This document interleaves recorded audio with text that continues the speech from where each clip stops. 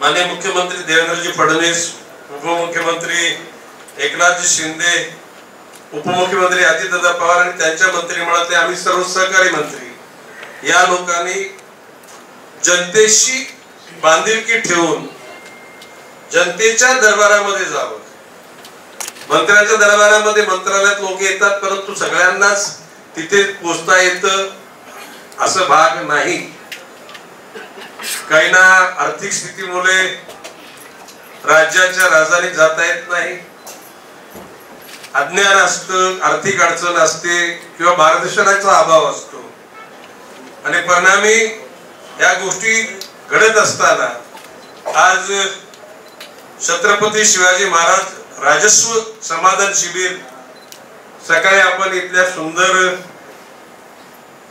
फाउंटनचं उद्घाटन केलं, नंतर आपण फुलवारीचं उद्घाटन केलं आणि राजस्व शिबिरामध्ये समाधान शिबिरामध्ये विविध खात्यामार्फत लोकांना ज्या आश्वासित केलं सरकारनं त्या गोष्टीची पूर्तता करण्याचं काम केलं। अशा सुंदर कार्यक्रमासाठी उपस्थित असलेले आपल्या जिल्ह्याचे माजी खासदार आणि आमदार आताचे श्री राजेंद्रजी गावित, आमदार श्री राजनजी नाईक, आमदार विनोदजी निकोले, जिल्हा परिषदचे माजी अध्यक्ष प्रकाशजी निकम, ज्यांचा आज आपण निरोप समारंभ घडवणार आहोत, ते आपल्या जिल्ह्याचे लाडके जिल्हाधिकारी गोविंदजी बोडके, मुख्य कार्यकारी अधिकारी जिल्हा परिषद ज्याने आता 4-5 दिवसापूर्वीच पदभार स्वीकारला आहे, ते श्री मनोजी रानडे, पोलीस अधीक्षक श्री बाळासाहेब पाटील, अतिरिक्त जिल्हाधिकारी भाऊसाहेब फटांगरे, सहाय्यक जिल्हाधिकारी तथा डहाणू प्रकल्पाचे अधिकारी सत्यम गांधी, करिश्मा नायर, सहाय्यक जिल्हाधिकारी जवार, बसी विरारचे संजयजी हिरवाडे, अतिरिक्त आयुक्त, अतिरिक्त जिल्हा परिषदचे मुख्याधिकारी रवींद्रजी शिंदे, उपवन संरक्षक श्री निरंजनजी दिवाकर, माझ्या समवेत समाज जीवनामध्ये काम करणारे उपस्थित असलेले माझे विविध सहकारी, आज प्रामुख्याने ठाणे जिल्ह्याच्या म्हणजे ठाणे खाडी वसई पूल तिथून सुरुवात झालेल्या आणि गुजरात बॉर्डरला थांबणाऱ्या रस्त्याच्या आजूबाजूला असलेले टायरवाले, हॉटेलवाले, दुकानवाले, मकानवाले जे सगळे घटक आहेत त्या सगळ्यांना आमंत्रित मी केलेले आणि त्या अनुषंगाने ज्याने तो रस्ता निर्माण केला ते कॉन्ट्रॅक्टरचे लोक पण इथं आहेत असं मी समजतो। ज्याने निर्माण केला ते अधिकारी पण असतील, रिपेअर करणारे अधिकारी, त्यावर वाहतूक होत असताना त्याच्यावर वाहतुकीचं नियंत्रण करणारे अधिकारी, या सर्वांना मी त्या ठिकाणी आमंत्रित करण्याचं सांगितलं होतं आणि आज उपस्थित असेल माझी अपेक्षा आहे। मी मगाशी म्हटल्याप्रमाणे सुंदर पालघर, स्वच्छ पालघर, त्याचबरोबर प्लास्टिक मुक्त पालघर, दुर्गंधी मुक्त पालघर, आणि ही काय जबाबदारी प्रशासनाची एकट्याची नाही आणि प्रशासन एकटंच काम करते असं माझा दावा पण नाही। त्याच्यामध्ये विविध पातळीवरचे, पक्ष पातळीवरचे, NGOज, व्यक्तिगत पातळीवर काही चांगल्या प्रकारे काम करणारे घटक, परंतु हे प्रयत्न पुरेसे नाहीत। ज्या वेळेस मी आता मला वाटते माझी एक 8वी वेळ असेल पालघर मध्ये येण्याची, या 8 वेळामध्ये मी ज्या वेळेला तो असा एक दिवस नाही गेला का ज्या दिवशी झिगझॅग करून मला प्रवास करावा लागला। आता ठीक आहे, पालकमंत्री म्हणून आणि माननीय मुख्यमंत्र्यांनी किंवा एकूण राज्याची सुरक्षा ठेवणाऱ्या यंत्रणेनं मला जो दर्जा दिलेला आहे, पुढे 2 पोलिसच्या गाड्या, मागे 2 पोलिसच्या गाड्या, ते सगळ्यांच्याकडे गाड्या थोडेच आहेत. आणि अशा प्रकारे ही होणारी दिरंगाई ही आपण सुधारली पाहिजे. ही एकट्या कुठल्या कोणावर बिल टिक करून जमणार नाही. हा जो रस्ता जो प्रस्तावित होता, कारण मला आठवते की त्यावेळेला मी पालकमंत्री असताना विविध ठिकाणी जे सबवे करण्याचं काम लोकांनी मागणी केल्यानंतर त्याकरता काम थांबवून नंतर ते सबवे केले गेले, परंतु 100% उत्कृष्ट रस्ता झालेला नाही हे मी नम्रपणे सांगतो. कोणाला दोष देण्याचं, परंतु ते दुरुस्त करण्याची गरज आहे. ज्या यंत्रणेने ही ज्यांच्या यंत्रणेखाली याची परिपूर्ती झाल्यानंतर त्याचा ताबा जे घेणार आहेत त्या घटकांनी त्या कन्स्ट्रक्शन एजन्सीच्या माध्यमातून त्याचं हस्तांतर करताना कुठल्याही प्रकारच्या उणिवा नाही राहणार नाहीत याची दक्षता घेतली पाहिजे. विविध ठिकाणी ऑथराइज आणि अनऑथराइज कट तिथं आहेत. मला सांगण्याला कधी कधी दुःख वाटतं की ते घडलं चांगलं ते माझ्या मुलं घडलं, आणि ते वाईट घडलं ते दुसऱ्या मुलं घडलं, अशा प्रकारचे दोष देण्याची बऱ्याचशा लोकांची इच्छा असते. आता या गोष्टीच्या अनुषंगानं माननीय बाळासाहेब पाटील यांच्यावर मी आता जबाबदारी सोपवतो की हायवेच्या अनुषंगानं, म्हणजे तिथली यंत्रणा तुमच्याबरोबर असेल, तुम्ही बैठक बोडके साहेब, आता आज 28 तारीख आहे, 3 दिवस बाकी आहेत. या 3 दिवसामध्ये राहिलेलं सगळं काम सेटअप गेटअप करून तुम्हाला जायचं, तोपर्यंत मला आम्ही जाऊ देणार नाही की पक्क. तर तुम्ही त्या सर्व यंत्रणांना बोलवा.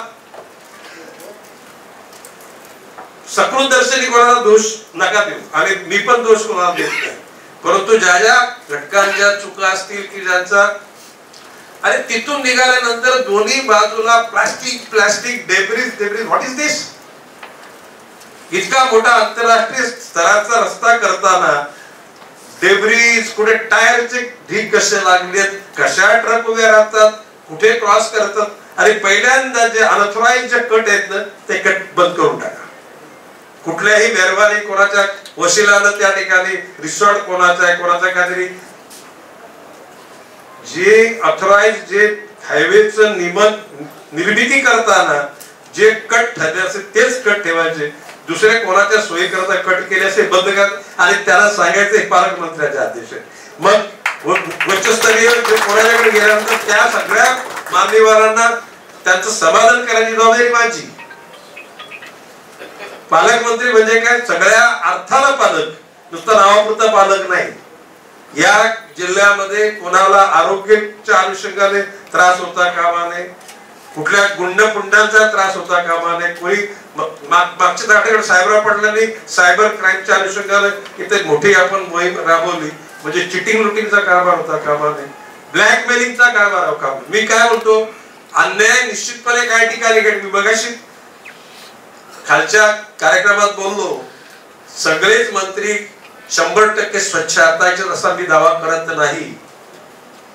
सगळे लोकप्रतिनिधी स्वच्छ हाताचे आहेत असं मी दावा करतो, पण त्याचबरोबर प्रशासनातले सगळे अधिकारी स्वच्छ आहेत असं सुद्धा कोणी दावा करण्याची हिंमत करू शकणार नाही. आणि शरद पाटील सर्व पत्रकार स्वच्छ आहेत असा दावा तुम्ही पण नाही करू शकत. उडदामाची कालेगोळे, बघा माझं म्हणणं आहे की चांगले आहेत, पांढऱ्या म्हणून काळा आहे म्हणून पांढऱ्याची किंमत आहे, नालायक लोक आहेत म्हणून चांगल्या माणसाची किंमत होते. माझं म्हणणे जुनं जाऊ द्या, मरणा बाजूने जुन्याची चर्चा नको, पण नव्या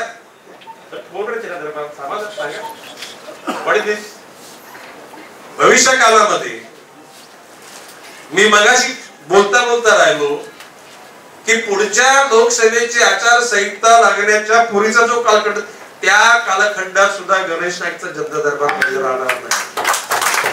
जिल्हा परिषद, नगरपालिका, महापालिका एवढ्यासाठी हे दरबार नाहीत, किंवा स्वतःचा गवगवा करून घेण्यासाठी दरबार नाही. ही जनसामान्याला हायसं वाटलं पाहिजे, जनसामान्याचा श्वास मोकळा व्हायला पाहिजे.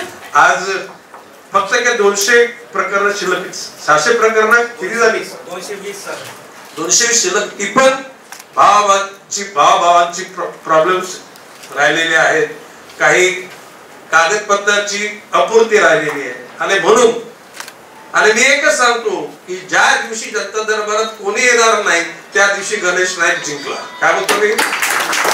जनता दरबार पुकारलेला आहे पण एकही अर्ज घेऊन आलेला नाही. त्या दिवशी मी इथून जे अधिकारी वर्गाला मस्तपैकी पार्टी बिटी संध्याकाळी देऊन आपलं काम मस्त झालं. Are you happy? असंच पाहिजे का लोक? शेवटी government by the people for the people of the people. लोकांनी लोकांच्याच करताना लोकांनी चाललेलं राज्य, त्याचं नाव डेमोक्रेसी आहे. ही टेम्पररी फेज आहे. काय बोलतो मी? कोणी कुठल्या गुरुमी बोडके साहेबांचा निरोप देताना मी जाता माझं भाषण संपल्यानंतर बोडके साहेबांना शाल गुच्छ आणि मी बोलणार आहे की बोडके साहेबांच्या या जिल्ह्याचे किती कलेक्टर झाले? किती कलेक्टर तुम्ही? 5. एका तरी कलेक्टरला असा सन्मान मिळालाय का? मी सांगा, चला असा निरोप संभार कोणाला मिळालाय का? कालखंड संपला, कलेक्टर गेले. पण बोडकेंच्या करता 7 तारखेला जनता दरबार 28 तारखेला रिकॉर्ड करून टाकलं. हे चांगल्या असलेल्या अधिकाऱ्याच्या विषयी सद्भावना व्यक्त करण्याची वेळ आली. आणि मी तुम्हाला सांगतो खरं म्हणजे या पालघरच्या जनतेचं थोडस दुर्दैव आहे की बोडकेंचा कालखंड अजून सुद्धा 1-2 वर्ष राहायला पाहिजे. आता काही तक्रार करणारे आहेत ना, ज्या लोकांना फार चिटिंगच करून त्यांचा फायदा करायचा आहे असे बोडकेचे गुणगान करणार नाहीत का? करतील? नाही करणार. काही लोकांना वाटतं आम्ही फोन केला, आम्ही अर्ज दिला का लगेच बोडके साहेबांनी आमचे नाही. कशी होणार काम? तुम्ही त्या हायरार्कीचा सन्मान तुम्ही ठेवलाच पाहिजे. ही पोझिशन आहे ना, जे पद धारण आहे त्या पदाला किंमत आहे, व्यक्तीला किंमत नाही. माणसं तीच असतात, ती पदाच्या अनुषंगाने त्यांचं महत्व वाढतं, त्यांचे अधिकार वाढतात. आणि त्या अधिकाराचा चांगला सदुपयोग केला तर पदावर उतार झाल्यानंतर सुद्धा लोक सन्मान करतात. मी तुम्हाला सांगतो एक उदाहरण मी आहे. गणेश नाईक मंत्री आमदार नसला, नुसता साधा गणेश नाईक गेला, बाजूने जाणाऱ्या 10 पैकी 4 लोक उभे राहून आपल्या भावनेतून, आपुलकीच्या भावनेतून चौकशी, ही तुमची कमाई आहे. आणि तुम्ही जर उन्मत्तपणे पैशाच्याच पाठी लागलात, प्रत्येक वेळेला कायद्यावर वोट ठेवत गेला, जनता तुम्ही बाजूने धक्का मारून गेले तर तुम्हाला नाही विचारणार. हे मी सांगतो की आता अमंग ऑल दिस याच्यामध्ये माझ्या इतक्या वयाचं कोण आहे? 75 वर्षाचं कोण आहे? जर हातवरती करा जरा. Nobody is there. बोडके साहेब आहेत का? किती हरिजे लागते? येस आहे, 2-4 आहेत, म्हणजे माझे सहकारी आहेत. काय इथे पण 2 सांगण्याचा उद्देश असा की जास्त वयाने काय तुमचा सन्मान होत नाही. ते वय पुढे सरकत असताना त्या वयामध्ये तुम्ही जनसामान्यांचं प्रेम किती संपादन केलं तो त्याचा पॅरामीटर आहे. आज मी बोडके साहेबांना साहेबराव पाटलांना सांगितलं की आता या सगळ्या हॉटेलवाले यांना लाईन आखून द्या की या पलीकडे तुमच्याकडे येणाऱ्या ट्रक गाड्या उभ्या राहणार नाहीत. साहेबरावजी, हॉटेलवाल्यांना सांगा की तुमच्या गाड्या किती आणि तुमच्या परिसरात स्वच्छता किती. ही जी टोल घेतो ना आपण, फुकट घेतो, हायवेला टोल घेतो ना, मग त्या ठिकाणी त्या ऑथॉरिटीची एक टेम्पो म्हणजे जो इझिली प्लास्टिक पडलेली बॉटल बिटेल काय असेल ती टाकणारी, सकाळी तिथून एक निघाली पाहिजे आणि तिथून एक निघाली पाहिजे. याच्या पुढे ज्याला मी त्यावेळेला जर का प्लास्टिक जर हायवेला दिसला तर त्या दिवशी मीच अनाउन्समेंट करून नो टोल टुडे. काय बोले? आज टोल नाही. आणि ज्या ती यंत्रणा त्या यंत्रणेला जर या गोष्टीचं महत्व वाटत असेल तर त्याने त्या भर हुकूम त्या ठिकाणी काम केलं पाहिजे. मी बोलतो आम्ही ज्याला कॉलेजला जायचो त्याला सिगरेट ओढायनंतर कुठेतरी दूर जाऊन कुठेतरी सिगरेट ओढायचं, चारदा तोंड साफ करून घरच्या लोकांना.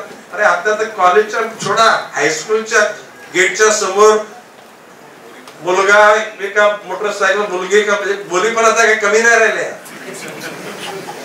बहिणीचा सन्मान केला पण बहिणींनी सुद्धा ठरवलं पाहिजे की बा नाही आपल्या भावी पिढीला आपल्याला जर अतिशय सशक्त बनवायची असेल तर आपल्याला या अशा हलकट प्रवृत्तीपासून दूर राहिलं पाहिजे.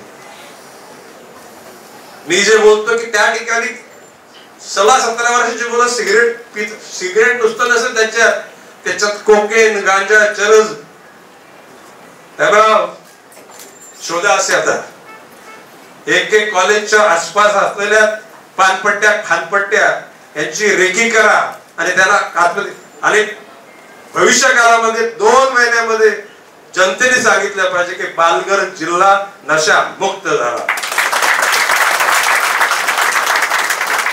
आहे ना. आता म्हणजे नशेवालेच म्हणजे भावाला संपून पलीकडे अलीकडे गेले ना. अजून आता पता लागला नाही त्याचा. काय त्याचं नाव धुडी ना. तर पलीकडे की ह्या जनता दरबारामध्ये गणेश नाईकला धुडी जाणून कशी आली. कारण धुडीला संपवणारी ती प्रवृत्ती सक्का भाऊ असला तरी ती दुष्ट प्रवृत्ती. भाऊ कोणाचा? रावणाचा भाऊ विभीषण होता. रावणाला प्रभू रामचंद्रानं जागा दाखवली पण विभीषणाला राज्य दिलं.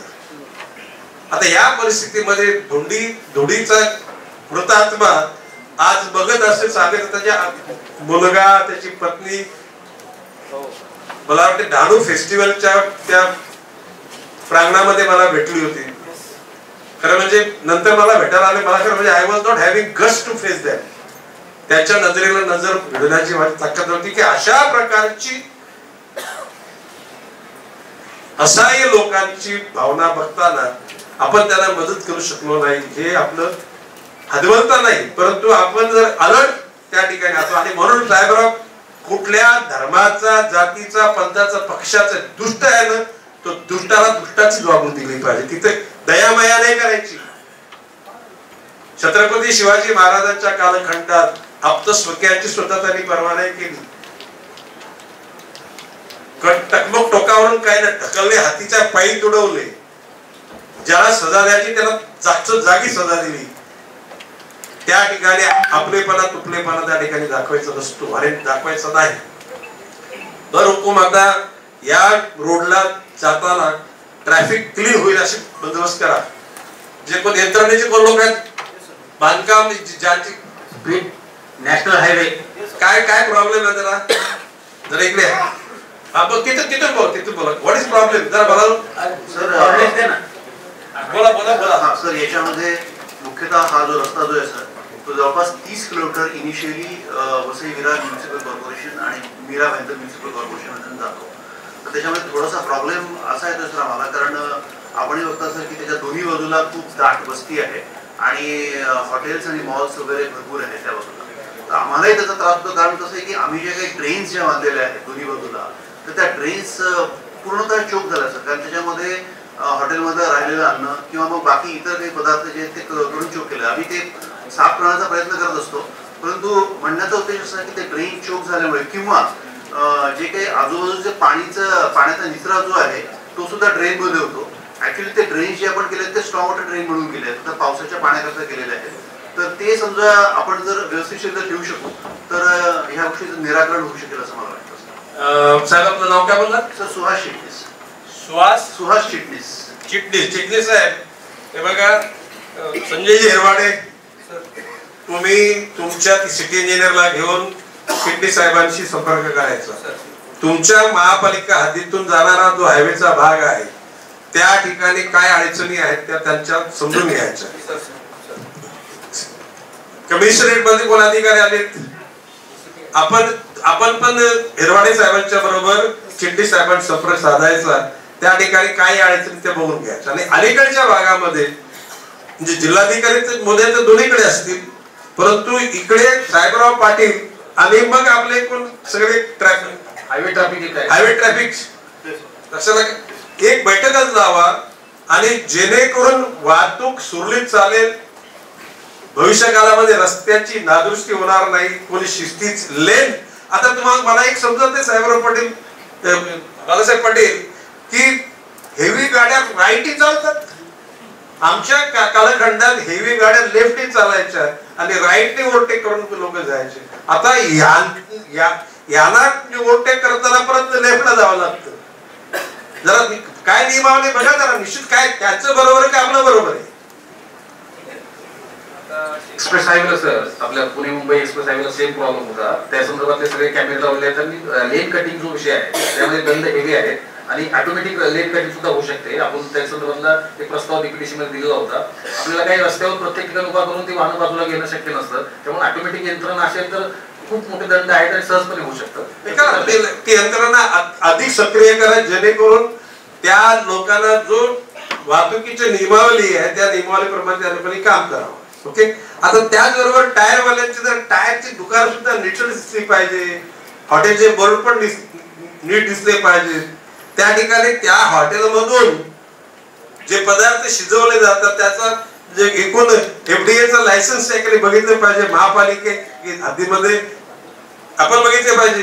गडाव साहेब, हिरवाड साहेब, आपण बघितले पाहिजे.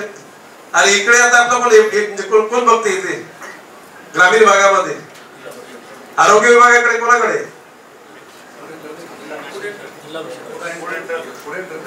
FDA ना. पण बाब अशी की त्या हॉटेलच्या पाठीमागे जाऊन बघा दारिद्र्याच्या तुम्ही एखाद्या हॉटेलमध्ये तुम्हाला खायचं असेल तर पाठीमागून एंट्री करायचं. जर तिथून पाठीमागून एंट्री केल्यानंतर तुम्हाला त्या हॉटेलमध्ये खायची इच्छा होणार नाही. हे मी अनुभवातून बोलतोय. आणि त्या बाबतीमध्ये सुद्धा हेल्थ कॉन्शियस होण्याच्या अनुषंगानं या घटकाला सुद्धा सांगा तुमच्याकडचा निघालेला जो राडारोडा आहे, पाणी आहे, ते पाणी सुद्धा गटारातून व्यवस्थित गेलं पाहिजे. ग्रामपंचायत नसेल तिथे किंवा ग्रामपंचायतीचा अंतर दूर असेल गावाचं तर तुमच्या पाण्याची प्रॉपर ट्रीटमेंट करण्याचं काम तुमचं आहे. तिथे दुर्गंध येता कामा नये. मगाशी म्हटल्याप्रमाणे साहेब चिन्नी साहेब बसा, त्या ठिकाणी अन्नधान्य चुकीच्या पद्धतीने ते राहणार नाही याची दक्षता घ्या. हे पण मी जे काय बोलतो तुम्ही सगळ्यांच्या लक्षात आलं. बुडगे साहेब, you understood what I mean. मी काय सगळं समजलं तुम्हाला, ऐकलं. तर त्या पद्धतीने की बैठक घ्या आणि मग त्याच्यानंतर सगळ्यांचा सत्कार करू. काही लोकांचं जारी चांगल्या प्रकारे काम, त्याच्यामध्ये स्पर्धा, ज्याच्या हॉटेलवर जे ब्युटिफिकेशन आहे, झाडं लावल्यात, स्वच्छता आहे, कशाला का अशा लोकांना दर महिन्यात होणार. ज्या अधिकाऱ्याने केले काम त्यांचा पण सत्कार करू ना आपण डेफिनेटली. हे बघा, अधिकारी वर्गाला दोष देणाऱ्यांची संख्या जास्त असते, पण मी तुम्हाला सांगतो की अधिकारी वर्गाला प्रेमानं विश्वासानं घेतलं तर अधिकारी वर्ग इतका काम करतो. काही लोकांना एखाद्याच्या लग्नाच्या दिवशी त्याच्या बायकोला तुझ्या नवऱ्याला असा त्रास झाला की मी गेलो होतो, म्हणजे त्याला असलेला प्रॉब्लेम त्या महिलेच्या लग्नाच्या दिवशी सांगितलं तर ती बिचारी काय संसार करणार. गौरवाचा दिवस असतो त्या दिवशी अधिकारी वर्गाला आपण अधिकार आपल्याला आहेत म्हणून डिवचायचं नसतं. मिस्टर निकाम, काय बोललो मी, कधी बोलावं, काय बोलावं, कसं बोलावं याचं सुद्धा भान पाहिजे. काही लोक मैदानावर जातात तर मैदानावर मोबाईलवर बोलतात. अरे हसत हसत बोलतात रे. कमीत कमी थोडं भान ठेवा ना जरा. काही इमर्जन्सी असं वी कॅन अंडरस्टँड. तुम्ही सरकार गणेश नाईक सगळं अख्खं तत्वज्ञान सांगा, सॉरी पण हे गरजेचं आहे.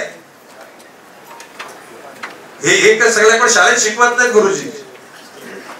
गुरुजी लोक आहेत काय ते आहेत ना.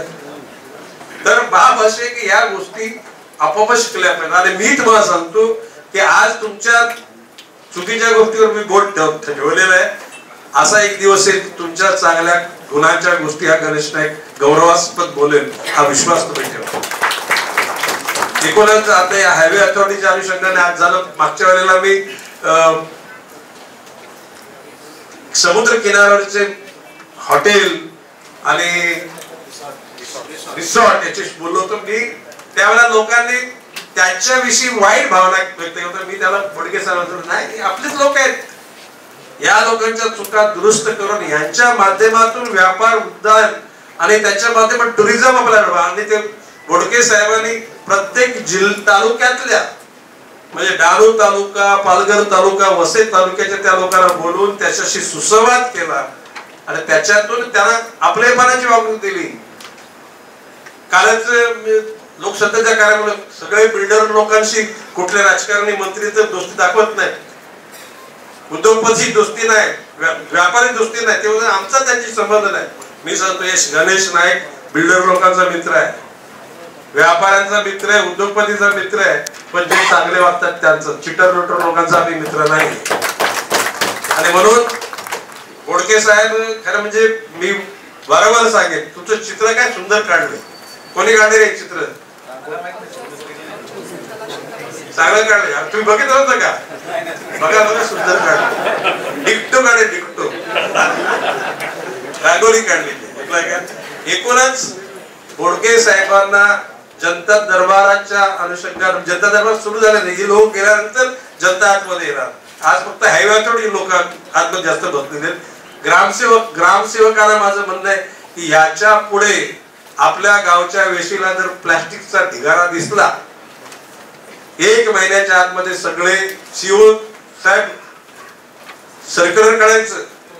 आणि याच्या पुढे जर का त्या ठिकाणी ढिगारा दिसला तर त्या ग्रामपंचायतीला जे अनुदान येईल ना कुठलं राज्य शासन जिल्हा परिषद, तर बंदच करून टाकायचं. म्हणजे त्याकरता सरपंच म्हणजे आता सरपंच मोद्यांना प्रत्येक व्हिडिओला सांगा, सरपंच मोद्यांना बोलवा, ग्रामसेवकांना बोलवा, त्यांच्या गावच्या. सर आज काय आले, सरपंच आलेले आहेत सर, त्याचं आले असेल त्यांना धन्यवाद. त्या वेशीवर जे काही चित्र आहे त्याचे फोटो दाखवा त्यांना, बाबा हे आहे, हे तुमच्या आमच्या करता भूषण नाही, हे दूषण आहे. त्याचबरोबर गावची गटर सुद्धा स्वच्छ म्हणजे पाणी ते निचरा प्रॉपर ठिकाणी त्यांनी व्हायला पाहिजे. आणि ज्या ठिकाणी शेवटचा निचरा होतो तिथे केळीची झाडं लावा, म्हणजे ती सगळी दुर्गंधी आपोआप होते. पूर्वी मी लोकांना कर्दळी लावायला सांगायचो, कर्दळी. आता ह्या किनाऱ्यामध्ये केळी जोरदार होतो तिकडे, ऐकला का? तर कर्दळीच्या ऐवजी केळी लावायला सांगा, दुर्गंधी शून्य होईल आणि दिसायला सुद्धा सुंदर दिसेल. आता खरं म्हणजे वनमंत्री म्हणून वन खात्याच्या लोकांना मी सुरंगीची झाडं प्रत्येक तालुक्यामध्ये 5-5 हजार सुरंगीची झाडं लावायला सांगितले. 5,000 सुरंगीचं एक झाड म्हटल्यानंतर ते ज्याला एप्रिल 2 महिने असा परिसर सुगंध होतो. ज्याने तुम्ही सिंधुदुर्गात काम केलं असेल त्या घटकाला माहिती. सुरंगीचा गजरा तुम्हाला काय, तुम्ही तरुण यात तुम्ही मॅडम, तुम्हाला सुरंगीचा गजरा माहिती आहे? माहिती आहे ना किती सुंदर असतो? सुरू नाही, सुरंगी फुल असतो, फुल. असं म्हणतात की ते फुलं पदार्थात टाकण्याच्या भाजी, तर भाजी पण सुगंधी होते. बरोबर आहे का? बघा, प्रयोग करून बघा. युट्यूबवर सुरंगीचं फुल असं टाकलं तर सगळ्या अशा सुरंगीच्या कथा येतील त्याच्यामध्ये. मी फॉरेस्टर मार्फत सांगितलं म्हणलं. आणि इतकं मध असतं त्याच्यामध्ये की त्या 2 महिन्यामध्ये मधमाशा अतिशय खुश असतात. आता फॉरेस्टच्या विषयी काय करतात इतकं सांगायची गरज नाही, नंतर तुम्हाला समजेलच. आज हायवे अथॉरिटीच्या कनेक्टिंग सगळ्या लोकांना आणि ग्रामसेवकांना, सरपंच मोद्यांना, BDO मोद्यांना प्लास्टिक मुक्त पालघर, दुर्गंधी मुक्त पालघर या योजनेचा शुभारंभ झाला असं मी समजतो. आणि आपण मला ऐकला त्याच्यावर धन्यवाद. जय हिंद, जय महाराष्ट्र.